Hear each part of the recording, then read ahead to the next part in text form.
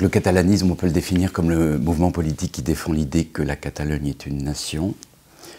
Et une des conséquences, c'est que du coup, l'Espagne ne serait pas une nation. C'est un État dans lequel il y aurait plusieurs nations, basque, catalane, castillane, andalouse, portugaise. Alors ce mouvement, il a des origines culturelles au XIXe, mais à cette époque-là, il ne défend pas l'idée d'une nation catalane. Il est plutôt, paradoxalement, sur l'idée de la défense d'une nation espagnole. C'est que les Catalans se sentent comme des gens exceptionnels, c'est une terre de liberté. Partout ailleurs, l'État central a tué la liberté. Et eux, dans leur résistance à l'État, ils manifestent ce qui serait le caractère propre du peuple espagnol, c'est-à-dire la liberté. Donc les Catalans sont les derniers des Espagnols. C'est très curieux, hein, mais au XIXe, c'est plutôt ça. Puis ensuite, les choses se retournent à la fin du XIXe, quand ils revendiquent l'idée de la nation catalane. Et à ce moment-là, le mouvement part au moment où l'Espagne perd ses colonies.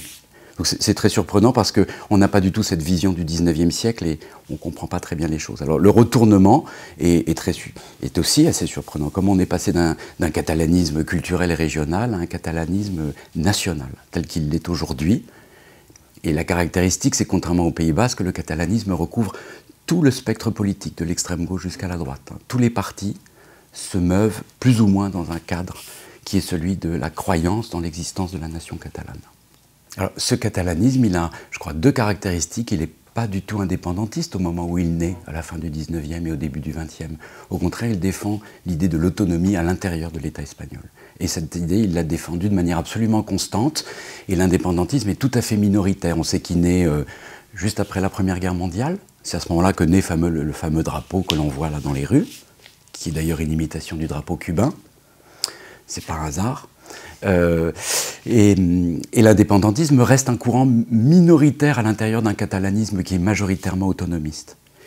Des crises catalanes, il y en a plusieurs. En fait, les catalanistes savent qu'ils sont minoritaires, qu'ils ont du mal à imposer leur vision de l'Espagne.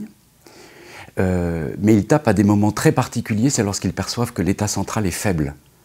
Donc 1898, 1917-18, 1931, au moment de la chute de la monarchie, les années 70, au moment de la chute de Franco, et puis aujourd'hui.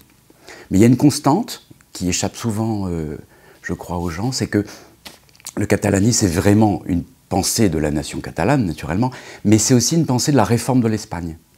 C'est un mouvement qui est né d'ailleurs dans ce qu'on appelle les courants régénérationnistes au début du XXe siècle. Et donc les catalanistes n'ont jamais perdu de vue l'idée qu'ils pourraient être la locomotive qui transformerait l'ensemble de l'Espagne. Et ils veulent plier l'ensemble de l'Espagne à leur vision, qui est la vision d'un État plurinational. Le fait, c'est qu'évidemment, ils sont minoritaires, donc ils l'emportent rarement, sauf au moment des crises, où là, effectivement, ils obtiennent des choses et ils avancent. Et aujourd'hui, on est dans un moment de crise où l'État est faible, il est réputé, il a été relativement inefficace dans la lutte contre la crise économique, l'état de la transition démocratique est abîmé, faible, la Constitution semble un petit peu dépassée, usée pour beaucoup d'Espagnols. Et donc là, ils ont tapé fort. Et donc c'est assez régulier, ces crises catalanes. Il y en a eu bien d'autres. Alors, celle qui est actuellement, qui nous intéresse, elle est née au début des années 2000, au moment où en Catalogne a été formulé un nouveau statut, qui n'était pas celui des années 1980, un nouveau statut pour l'autonomie de la Catalogne. Ce statut a été voté par le Parlement catalan, par le Parlement espagnol, les Cortes.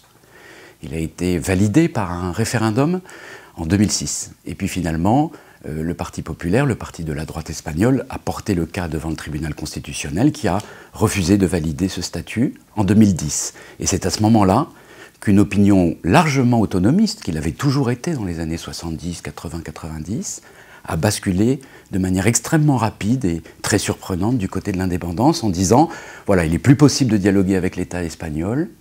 De fait, le jugement du tribunal constitutionnel de 2010 est une fin de non-recevoir, le dialogue est rompu et donc la seule solution c'est de sortir de l'Espagne. Moi je crois que cette crise catalane, elle est l'un des épisodes, il y en a d'autres, d'un renouvellement complet de la vie politique espagnole, mais qui on est un petit peu au milieu du gué. Il y a des choses qui se sont passées, mais les nouveaux partis n'ont pas complètement émergé. Donc on est dans un entre-deux. Effectivement, c'est une remise en question très brutale du système des partis hérités de la transition démocratique. Donc tous les partis sont touchés, évidemment le Parti populaire, le Parti socialiste, le PSOE qui s'est effondré, et le vieux parti catalaniste qu'on appelait Convergencia y Unió. Et tous ces partis ont en commun d'avoir été très largement touchés par d'immenses scandales de corruption. Et donc il y a une volonté de renouveau démocratique, avec de nouveaux partis qui n'ont pas été au pouvoir. Alors, Ciudadanos, il ne faut pas oublier que c'est un parti qui est né à Barcelone, hein, Ciutadans. Il y a Podemos, évidemment, Podem dans sa version catalane. Et en Catalogne, l'ERC, bon, c'est un parti des années 30, mais on peut le considérer comme un parti nouveau. La CUP, également, est considérée comme un parti nouveau. Donc, on voit bien, même à l'intérieur de la coalition indépendantiste, que se joue un jeu de tension entre l'ancien parti, que serait Convergencia y Unió, qui s'appelle aujourd'hui CDC, et puis les nouveaux partis, ERC, CUP, et qu'il y a une dispute très très forte. Ce qui est assez surprenant, c'est qu'en Espagne, les vieux partis résistent très fortement à cette nouvelle poussée. Mais je crois qu'on peut lire la crise catalane dans cet ensemble plus général qui est celui du renouvellement des partis. En France, on a du mal à imaginer combien la crise de 2008 a été dure en Espagne. Moi, je vivais à Madrid à cette époque-là. On voyait des choses vraiment effarantes qu'on n'a pas du tout idée en France, sans parler évidemment des gens qui étaient chassés de leur logement de manière extrêmement brutale. Ça a provoqué une mobilisation très forte de la société. De manière générale, la question sociale est posée dans un pays où traditionnellement l'État est relativement faible, assez corrompu et n'a jamais développé une politique sociale. Il n'y a pas un État-providence aussi développé qu'en France, naturellement. Ça, c'est un des héritages du franquisme. Et les gens posent cette question-là. Ils veulent un autre État, un État qui les protège en cas de coup dur, ce qui n'a évidemment pas été le cas. Et donc là, il y a une remise en question fondamentale de ce que pourrait être un État social. Cette question sociale, c'est celle qui a donné naissance au mouvement Podemos, et c'est une des clés de la crise catalane. Parce que dans ce jeu où l'opinion publique est divisée en deux, on oublie toujours qu'il y a tout de même 20% de l'opinion qui vote Podemos et qui finalement décidera du sort de la Catalogne, soit en penchant d'un côté, soit en penchant de l'autre.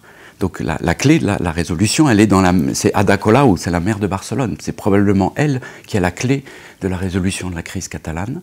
Et toute la question est de savoir si les catalanistes vont réussir à faire émerger un discours social qui puisse attirer à eux cette frange électorale qui vote pour Podemos. Pour le moment, le contact existe, mais on ne peut pas dire qu'il soit très fort. S'il se fait, à ce moment-là, ce ne sera pas 48%, ça sera beaucoup plus de gens qui seront favorables à l'indépendance. C'est difficile d'imaginer aujourd'hui une sortie de crise parce que la situation est complètement bloquée et que la droite espagnole a choisi de ne pas donner de réponse politique à cette contestation, mais de ne lui donner qu'une réponse juridique. Donc, le calendrier, c'est celui des juges. Et même Rajoy doit suivre le calendrier des juges. Il ne maîtrise pas le calendrier et, curieusement, à aucun moment, il n'a proposé de solution politique. En fait, les indépendantistes ont un boulevard devant eux parce que face à eux, il n'y a pas d'autres projets politiques qui disent aux gens « voilà l'Espagne de demain ». Et je crois que sans doute Rajoy n'a pas grande idée là-dedans. Donc comment sortir de cette situation en vérité, là je ne le vois pas. Et puis, bon, je crois que j'étais à Barcelone récemment, même les indépendantistes les plus convaincus comprennent qu'aujourd'hui, ça y est, l'indépendance n'est pas pour demain, et qu'il va donc falloir réviser leur stratégie. Et justement, la stratégie du développement d'une politique sociale, mais c'est une stratégie de long terme. Alors, la droite espagnole, on le comprend, elle défend la Constitution, mais elle a une lecture de la Constitution qui est très juridique. La Constitution, pour elle, est un point d'arrivée. C'est-à-dire que cette Constitution de 78 aurait en quelque sorte été une synthèse absolue des contradictions héritées de la guerre civile. Et si l'on touche à cette Constitution, on tomberait dans la guerre civile. Il faut dire qu'il y a cette grande peur qui traverse l'opinion publique espagnole, c'est la peur de retomber dans la guerre civile. En face, un mouvement démocratique plutôt jeune qui veut renouveler la démocratie, qui s'appuie sur de nouveaux partis et qui dit la Constitution, c'est un point de départ vers autre chose. Donc là, il y a vraiment une contradiction complète dans ce que l'on veut faire de la Constitution, qui, en soi, n'est pas un texte qui pose vraiment problème. La Constitution est un texte relativement ouvert. Bien sûr, il définit la nation espagnole, mais ensuite, une lecture centraliste ou décentralisée Ça dépend de la lecture qu'on en fait. Le fait, c'est que depuis que la droite est au pouvoir, depuis le milieu des années 90, c'est plutôt une lecture centraliste qui l'emporte. Et du coup, les catalanistes, et pas seulement eux, se sentent de plus en plus mal à l'aise. Et ils l'ont exprimé à leur manière. Donc oui, il y a une question qui est celui du renouvellement de la démocratie, le fameux droit à décider. On en pense qu'on veut, mais je sais que ça intéresse pas mal d'Espagnols, parce qu'ils y voient, à Saragosse, à Madrid, à Séville, ils y voient un mode de renouvellement du fonctionnement de la vie démocratique. Donc il y a cette question sociale, il y a la question de la vie démocratique, la question territoriale, naturellement, la question catalane remet complètement les choses à plat, et ça intéresse les Basques, ça intéresse les Galiciens, ça intéresse beaucoup de gens de savoir comment on peut imaginer un État qui ait une autre forme et qui ne soit pas l'État des autonomies de 78. Il y a la crise du système politique, puis il y a une dernière question aussi que pose cette crise catalane, c'est la question de la République. On s'est beaucoup axé sur la question qui était posée, voulez-vous l'indépendance? Mais il faut lire la question en entier, voulez-vous l'indépendance dans une république catalane? Et ça, c'est un véritable tabou dans l'Espagne de la transition démocratique, c'est de remettre en question la légitimité de la monarchie, dont on connaît l'apparition, les conditions d'apparition sont un petit peu particulières. Et ce mouvement républicain, on en trouve partout, des républicains, il y en a à Madrid, il y en a partout, évidemment. Ça intéresse énormément de gens en Espagne que de reposer la question de la République, une question complètement taboue. La différence, c'est qu'en Catalogne, la question républicaine a une forme de parti. ERC, c'est un parti républicain. Et c'est le seul parti qui s'affiche comme étant un parti républicain dans la vie politique espagnole. Mais il est possible qu'il y en ait d'autres dans le futur. Donc cette question de la République, elle est assez intéressante. Et je crois que ça explique aussi la réponse très très ferme, presque un peu violente du roi, de Philippe VI, contre ce qui se passait en Catalogne, parce qu'il a bien compris, et je crois qu'il a tout à fait raison, que ça remet en question, en grande partie, l'existence de la monarchie espagnole. Moi, j'étais pas tellement surpris du traitement que les médias français ont fait de cette affaire. D'abord, il y a une méconnaissance complète de l'Espagne, mais complète, vraiment. L'Espagne, c'est vraiment le pays où on va manger la paella et on va à la plage. Ça s'arrête là, franchement, c'est fou. Une méconnaissance complète de l'histoire et de la vie politique espagnole. Il y a évidemment un a priori extrêmement négatif contre toute forme de régionalisme en France, qui est un point d'aveuglement formidable. Les Français se pensent comme un État-nation. Ils ont peut-être raison, ils ont peut-être tort, je ne sais pas. Mais en tout cas, ce qui est surprenant, c'est qu'ils pensent que les autres États européens sont également des États-nations. Et l'Espagne n'est pas un État-nation, pas plus que la Belgique ou la Suisse. En fait, les États-nations sont exceptionnels en Europe, et les Français ne le savent pas. Donc, ils ne comprennent pas ces mouvements-là. Et il est très difficile. Du coup, les médias ont évidemment fortement pris parti pour un côté plus que de l'autre, sans vraiment connaître la situation. Et je crois qu'il y a aussi du côté des médias français une peur de la contagion. En particulier, en fait, moi, quand je parle avec des journalistes français, ce qui les intéresse, c'est le problème de la Corse, qui n'a évidemment rien à voir. Mais ce qu'ils voudraient savoir, c'est s'il va y avoir une contagion. Ce qui, je ne crois pas, parce qu'en tant que spécialiste du nationalisme, je sais que ça dépend vraiment des conditions locales. Il n'y a pas de phénomène nécessairement de contagion. L'Écosse, c'est une situation très différente de la Catalogne.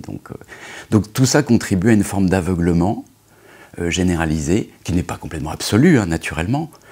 Moi, je dois dire que, personnellement, les débats les plus intéressants que j'ai eus, c'était avec des journalistes belges et suisses, parce qu'eux comprennent ce que ça signifie. Eux ont l'esprit tout à fait ouvert et ont les outils intellectuels pour comprendre ce type de choses. C'est beaucoup plus difficile de parler avec des journalistes français.